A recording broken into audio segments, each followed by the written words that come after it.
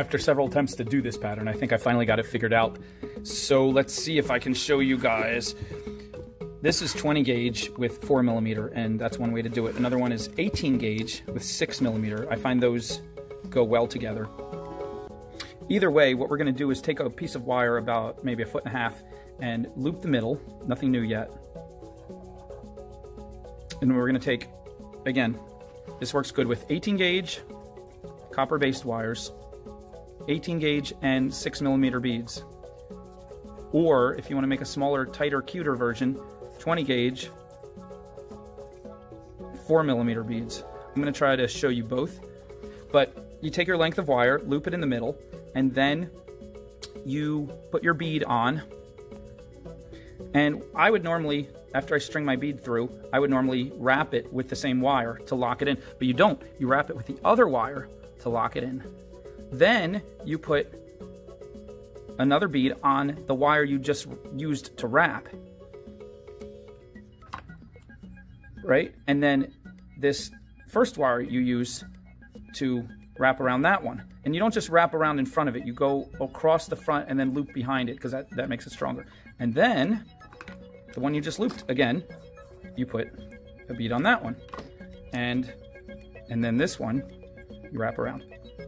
And see, this is where it gets tricky too. Do you wrap down below and come over the top, or do you come over the top and see, I'm about to do it the wrong way here. You actually want to come down below and wrap over the top like that, I believe.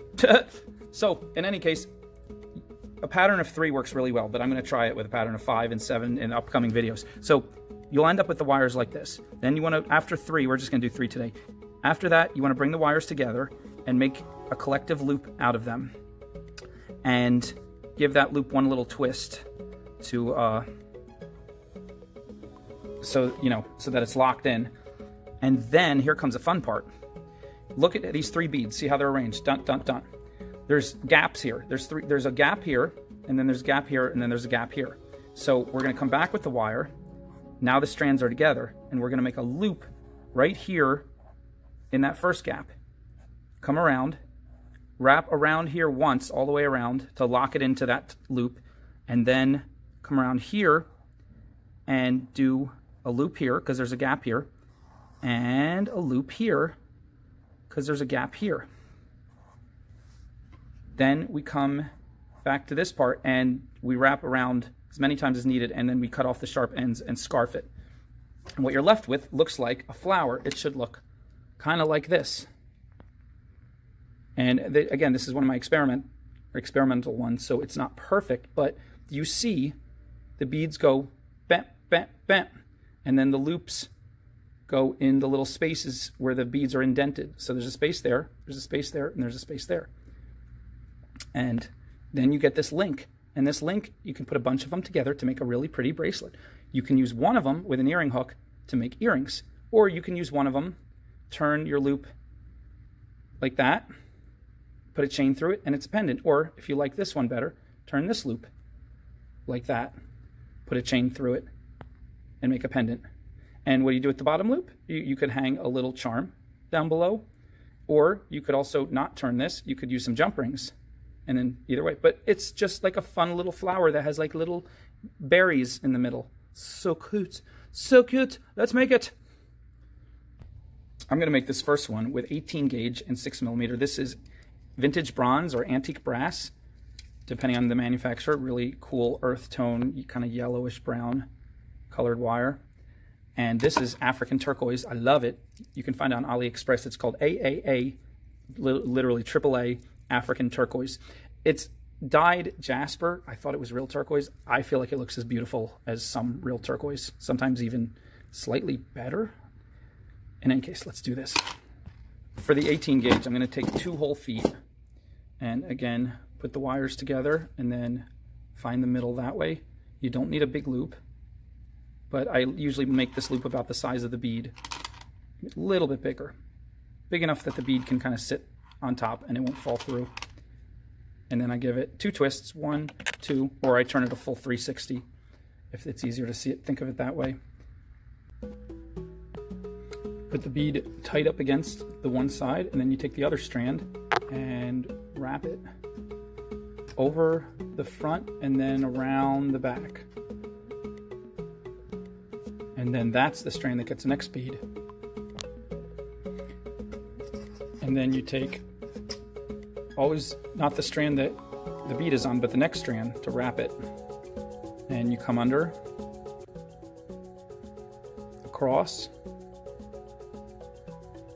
pull it in tight, and around the back. And then that one gets the next bead. And then again, it's the other strand that comes around, and then around the back. And then now that you have 3 of them, and again, you can do 5 or whatever, but come over here, bring the strands together, pinch them tight, make a loop. Make that loop mirror this loop in terms of size, but this one's double-stranded. Just give it half a twist just to lock it in. And then start making our cool outer loops. So we're gonna wrap this around, and we're gonna put a loop right there, there, and there. So the first one goes right here. Just roll it like this, and then pull it tighter and tighter. You might need to pinch it to keep these 2 strands side by side because the wires want to roll over each other. Sometimes you might need your pliers to pinch them flat like that. But pull it as tight as you want. And another thing, you can bring it close into the beads, or you can have it flower out really wide. It's totally up to you. 2 strands of 18 gauge is really strong. So you can have a wide pattern come out, and it's not going to be flimsy or, you know, weak. But I'm going to pull this one kind of close in there like that, and that works for me. And maybe come out a little bit, and then I'm going to wrap around this loop once.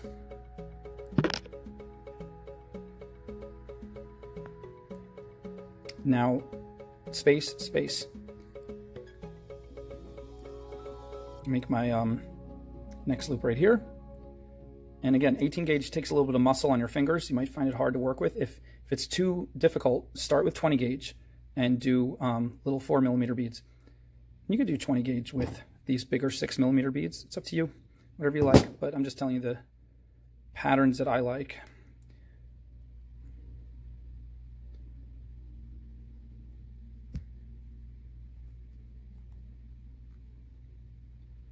So now we have those 2 in there.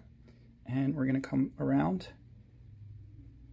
make sure it's balanced about the way we like it, and then wrap it around this guy. And I'm going to go around this guy a few times because I want to make a nice scarf, because that creates a bowl right here that I can tuck the sharp ends in. And that's an easy way to safely keep everything tight and keep the sharp ends tucked so they won't ever come out and scratch anyone. Cut the wire halfway across the loop.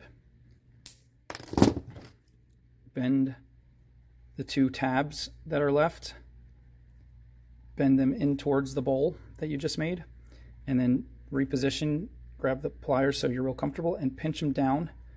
You can hold them like this underhand, or oftentimes I'll change because I feel like I have more control overhand. Pinch them deep, and they're good.